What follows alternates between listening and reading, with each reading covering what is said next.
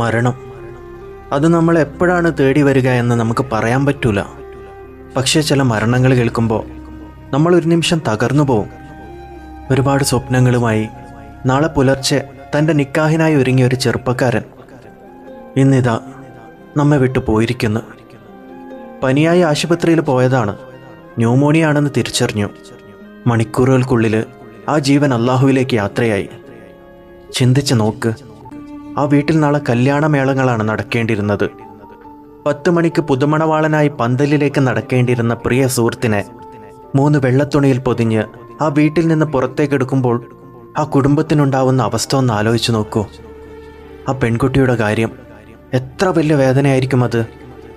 നമുക്ക് ചുറ്റും സന്തോഷങ്ങൾ നടക്കുമ്പോൾ, നമ്മളത് ആസ്വദിക്കുമ്പോൾ നമ്മൾ പലതും മറന്നു പോകാറുണ്ട്. നമ്മുടെ വിവാഹവേദികൾ പലപ്പോഴും പാട്ടും ആർഭാടങ്ങളുമായി അള്ളാഹുവിൻ്റെ വിധിവിലക്കുകൾ ലംഘിക്കുന്ന ഇടങ്ങളായി മാറാറുണ്ട്. എന്നാൽ ആയുസ്സും ആരോഗ്യവും സന്തോഷങ്ങളും റബ്ബ് നൽകുന്ന അനുഗ്രഹങ്ങളാണെന്ന് നമ്മൾ മറക്കരുത്. പ്രിയപ്പെട്ടവരെ, നമ്മൾ സന്തോഷിക്കുമ്പോൾ ഇങ്ങനെ സങ്കടക്കടലിൽ കഴിയുന്നവരും ഈ ലോകത്തുണ്ട്. നാളെ നമുക്ക് എന്ത് സംഭവിക്കുമെന്ന് ആർക്കും അറിയില്ല. അതുകൊണ്ട് ജീവിക്കുന്ന കാലം അള്ളാഹുവിന് തൃപ്തിയുള്ള വഴിയിലൂടെ നടക്കാൻ ശ്രമിക്കുക.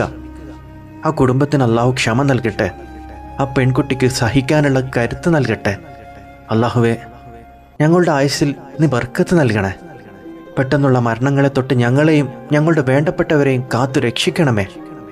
പ്രിയ സുഹൃത്തിനെ സ്വർഗം നൽകി അനുഗ്രഹിക്കട്ടെ. ആമീൻ.